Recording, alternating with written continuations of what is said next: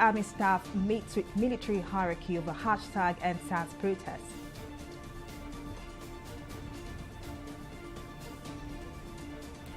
Looting of COVID-19 palliatives warehouses continue in Abuja. National Broadcasting Commission sanctions 3 media houses.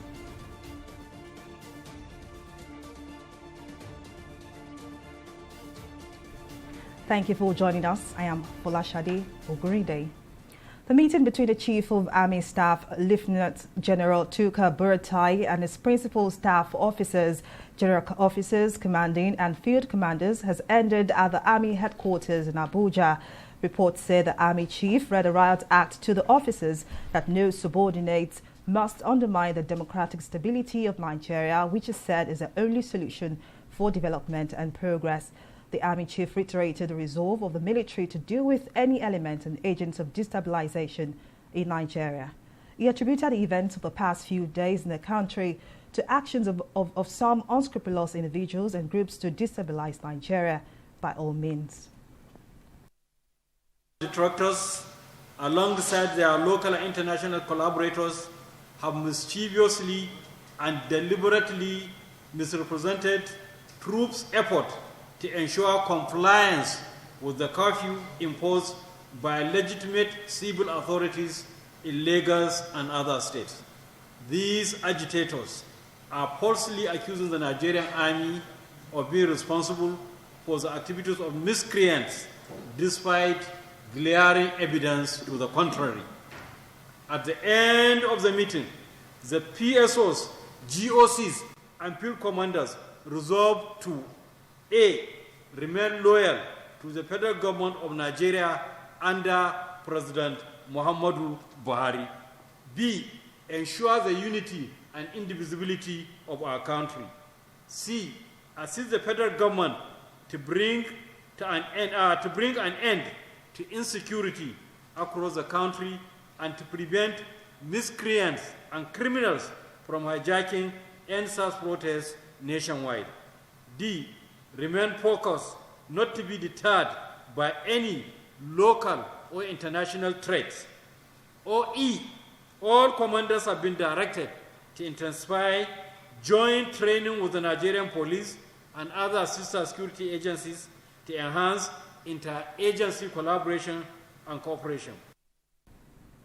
Chief of Army Staff Lieutenant General Tuka Buratai has downplayed calls for some Nigerians to Western countries to place a visa ban on top military officers in the wake of reported shooting of protesters at the Lekki toll gate in Lagos. Buratai says the Army is doing its legitimate assignment to keep Nigeria united, and the call for visa sanctions on anyone is a funny development. Who threaten us with travel ban also. Some of us have not traveled outside the country until when we became general. For over 50 years, one has not traveled out. So the remaining years, will you be afraid to remain in your country? We must remain in this country and make it better, work together. Governor of Lagos State, Babajide Sanwo-Olu, has expressed optimism that the state will come out stronger from its current ordeals following the damages in several parts of the state by hoodlums who took advantage of the hashtag #EndSARS protests to wreak havoc on public and private properties. Sanwo-Olu said this after receiving a delegation of some governors from the southwest states and ministers who paid him a solidarity visit on Sunday. Those present are Governors Rotimi Akeredolu, Kayode Fayemi and Seyi Makinde. Also in the entourage are Minister of Youth and Sports Sunday Dare, Minister of Works Babatunde Fashola, and the Minister of Speaker House of Representatives Femi Gbajabiamila. During the visit, Sanwo-Olu took them on an inspection tour of some vandalized areas, including Igboshere High Court, City Hall, DNA and Forensic Center, among others. If the North had been a part of this, I don't know if Nigeria will be standing today. So that's why I commend our brothers and our sisters from the North. We can lay claim or decide to identify properties as government properties. they cease to be government properties and become ours, immediately is located in our communities. It is they are all our properties. So we must be able to come out to defend our land. What do we stand to gain? Destroying ourselves. This is an issue. What do we stand to gain destroying ourselves? We cannot continue to fold our hands and watch our heritage destroyed and our people suffer. Different levels of government and governance have been activated by Mr. President to make sure that these demands are met. It is going to be a process. We need administrative processes, we need legislative processes, we need executive orders to be able to meet some of these demands. That is presently ongoing. The reforms will be deep and extensive, and the government has shown a commitment to these reforms. My message to the Nigerian youth today is that the government is already at the table. The Nigerian youth should come to the table. There's a seat for them at the table of negotiation. It is time to move the protest from the street and move it to action. And the action is to sit at that table and have a dialogue and conversation with the government. Also, the Speaker of the Lagos State House of Assembly, Mudashiru Obasa, has commiserated with victims of the #EndSARS protest. The Speaker expressed disappointment with the level of damage to private and public properties by hoodlums who hijacked the #EndSARS protest. This is a very pathetic one. It's totally unacceptable, and we sincerely condemn all this. And all those that are involved, we condemn them. We are not going to accept this as part of the protest. We believe that those who are involved in this act are purely thugs and hoodlums. And we want to assure them that they are not going to go scot-free. We surely look for them and bring them to justice. Most of them, we will find them. And that's why I've just said to our people here that they have to be supportive in this matter. They have to identify those who perpetrated this act, because we can't keep on keeping silent on matter of this nature. So we, on our part, we do everything possible to ensure that we start reconstruction of most of this, in particularly most of the police stations that have been burnt. We have some in Agege, we have here, we have almost everywhere. And even institutions, the Lagos ICO, and so many other things. So all this we are going to do.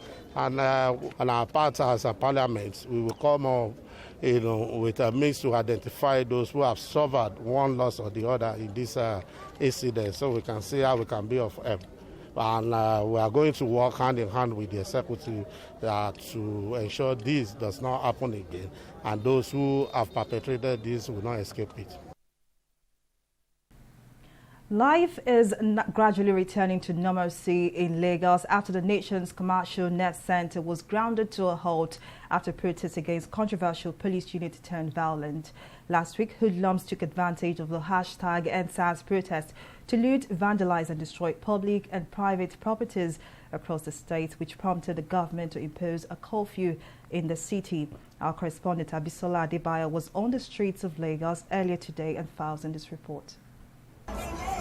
What started out as a peaceful demonstration by thousands of youth degenerated into violence after the protests were hijacked by hoodlums, leaving in its wake deaths and wanton destructions. I am currently at the Lekki toll gate, which is now a shadow of itself. Last week, hoodlums took advantage of the #EndSARS protest to destroy and vandalize properties here at the toll gate.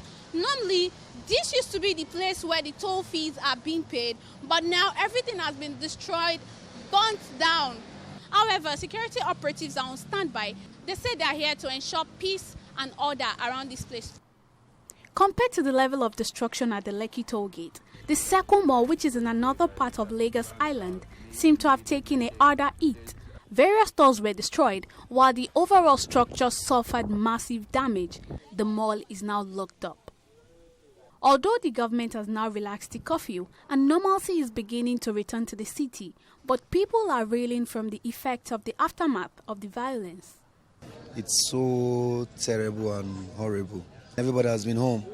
So like today, I'm just coming and I've not even opened, and I don't know what today might be. It really affected business because we that are doing business, we are unable to come out. Everybody, we are inside their various houses. So, and we see it unexpected event. So nobody expected such, but as it went, nothing we can do. The traders want the government to create an enabling environment to prevent a reoccurrence of the incidents of the past few days. I think the government have to do something concerning with the masses. They should do something about the economic.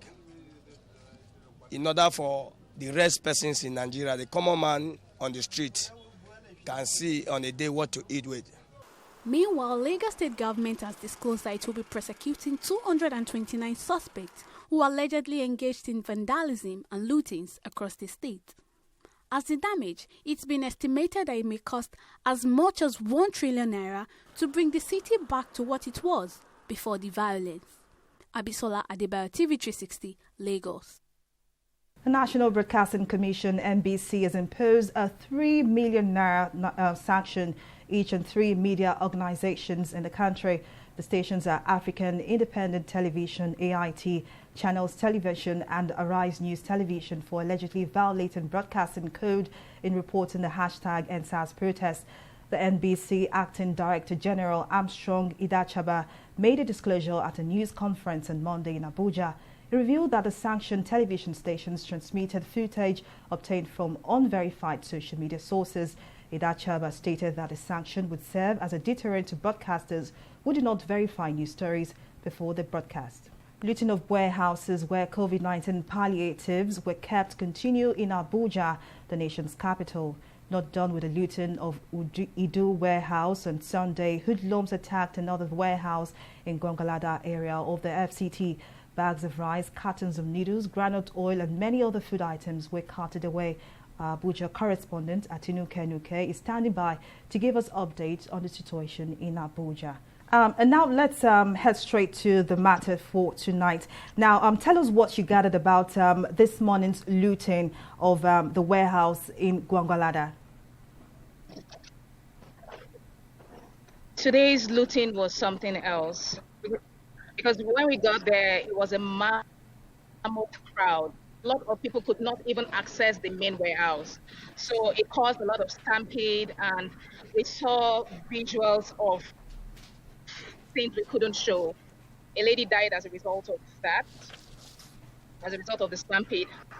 What's more, a baby died because the woman asked the baby to go gather up. It was a sorry sight. It was really a sorry sight. We also learned a man died, but they've taken him to the mortuary before we could capture it. We would not be able to show that on air due to NBC broadcasting code. Now, you said a baby died. That is a very, very sad story. We also got reports that about 2 other people died.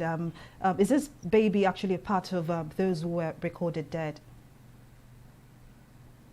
Yeah, the baby is part of those recorded dead. Okay, now, please let me know. While the looting was going on. All right. Beyond the issue of the casualties recorded, now earlier in the news bulletin, we actually spoke to one of the residents of that area who actually participated in, the looting, as we may call it. Now, what do you think is the feel for those who actually participated in the looting? Do they feel that this is something they just need to do to, satisfy themselves, or do you think they feel this is looting as the government has called it? You needed to see the people we spoke with. They said they didn't want to speak on camera, but they felt a sense of entitlement while looting. Because when we spoke with them, they didn't feel they did anything wrong. Most of them were like, it's all right. It's the palliative they kept for us. So we're going there to take it. Even though they're taking it without the permission, there were security guards there. They were not able to do anything. They were overwhelmed. At the point, they were just telling them, take it easy. Take it easy. It was a very sorry sight. Very, very sorry sight today. All right. Thank you very much, Atinuke Nuke. Let's go for a short break. We'll come back with more stories.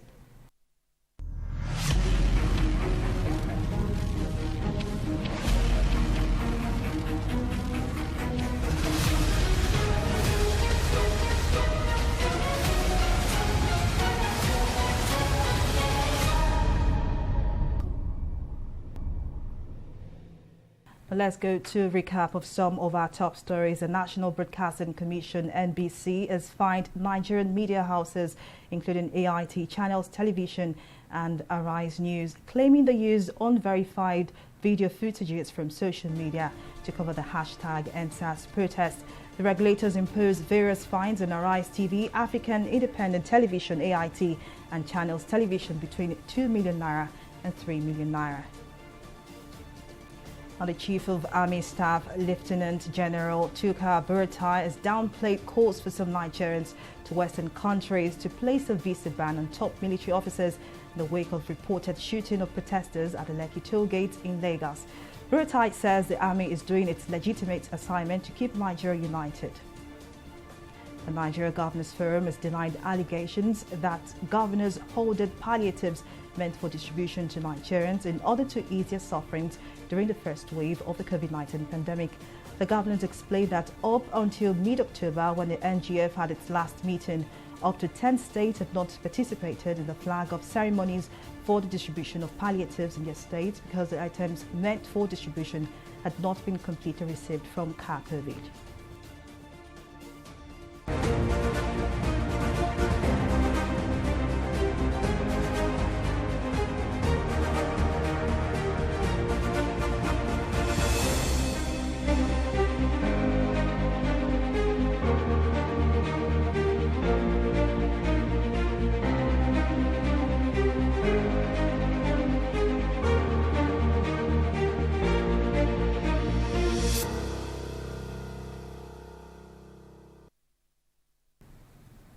The Nigeria Center for Disease Control, NCDC, on Sunday announced a total of 62 new COVID-19 cases.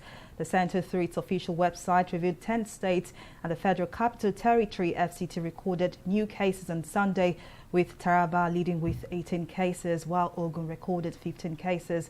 Lagos State, the nation's epicenter of the virus, however, recorded 0 infections. The 62 new confirmed infections bring the total number of confirmed cases in Nigeria to 61,992 and a total of 1,130 deaths. The NCDC, however, advised that social distancing is important for people who were at higher risk of severe illness from COVID-19. Let's take a short break here and return with business stories.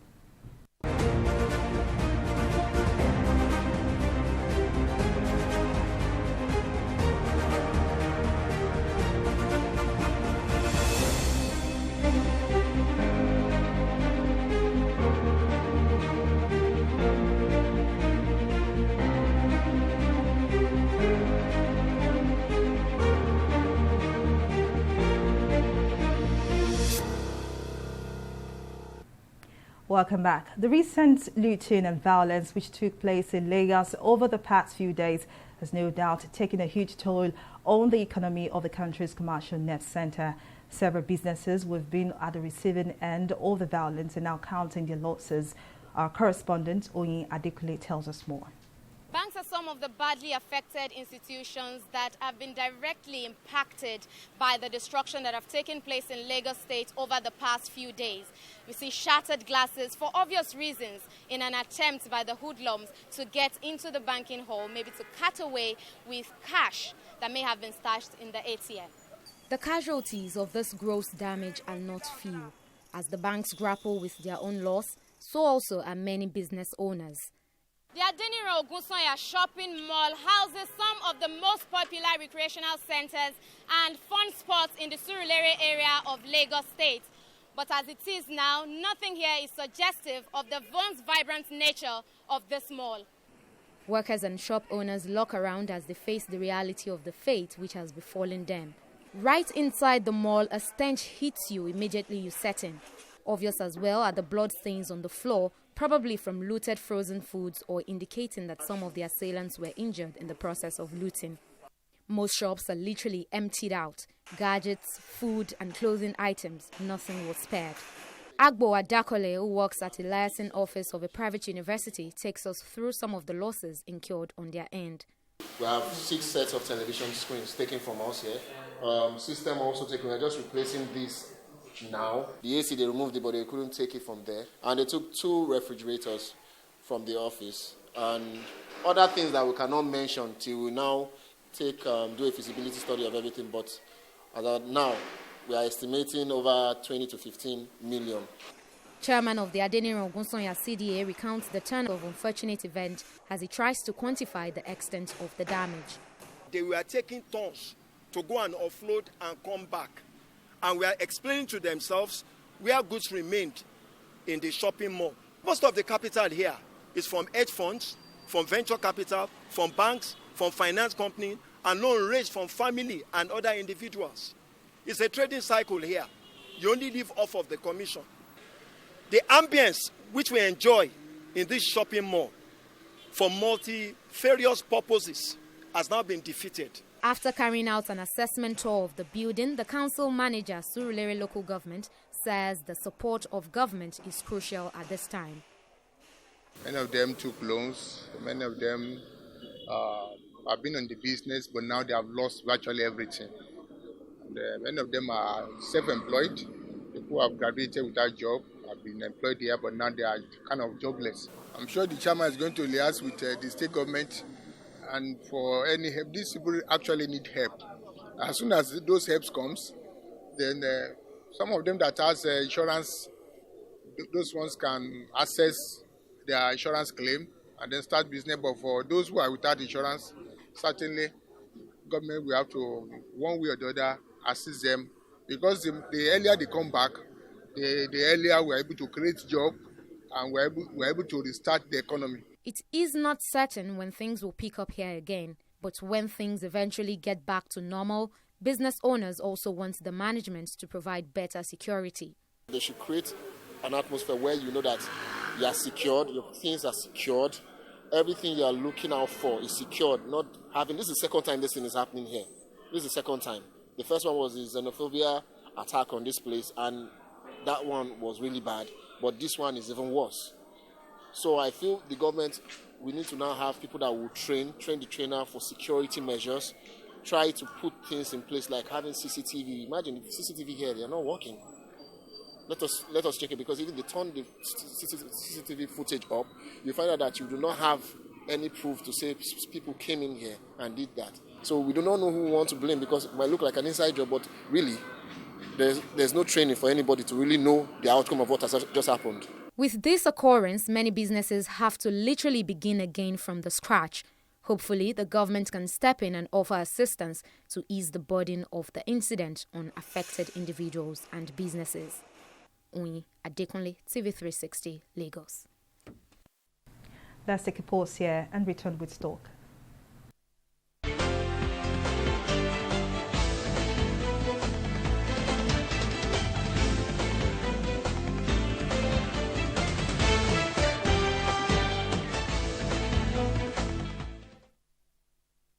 Many thanks for joining us on Stock Updates today. Now, despite the unstable economic situation occasioned by recent violence reported in some parts of the country, investors on the Nigeria Stock Exchange continue to take positions in blue chips equities, and this pushed crucial market indicators up today by 0.28%. Market capitalization also closed at about 15 trillion naira, while market breadth closed with 27 gainers against 15 losers. At the close of trading today, over 340 million units of shares worth 5.5 billion naira exchange hands in 4,235 deals. Now, the performance of flour mill, Dangote Cement, as well as Dangote Cement and Custodian was responsible for the uptick in the stock market, while Nascon led a pack of losers to close at 13.1 naira per share and was closely followed by international breweries. A quick look at how the foreign market fared. Stocks ended bearish for FTSE, Nikkei and Dow Jones as the market closed all in the negative territory. And that's it on Stock Review. It's back to you now. Folashade. Thank you very much, Oyi. Okay, let's take some foreign stories. Iraqi security forces clashed with anti-government demonstrators in Baghdad on Sunday, leaving at least 39 people, most of them police officers, injured. A protester identified as Najim Abdullah revealed that while security personnel fired tear gas at protesters, another group of protesters threw hand grenades at the security forces. Prime Minister Mustafa Al-Kanim had expressed concern at the possibility of peaceful protests being hijacked by rioters, which could set off a spiral of violence such as what was witnessed in 2019 when gunmen and security forces killed hundreds of unarmed protesters. And in sports stories, the newly renovated Samuel Ogbemuda Stadium in Benin will host the 2021 Africa Cup of Nations qualifying fixture between the Super Eagles and Sierra Leone. The game is scheduled for Saturday, November 13, with a reverse fixture to take place 4 days later in Freetown. Meanwhile, Gannett Rose side played 2-1 in their last home game in the qualifier against Benin Republic at the Godswill Akpabio International Stadium, Uyo.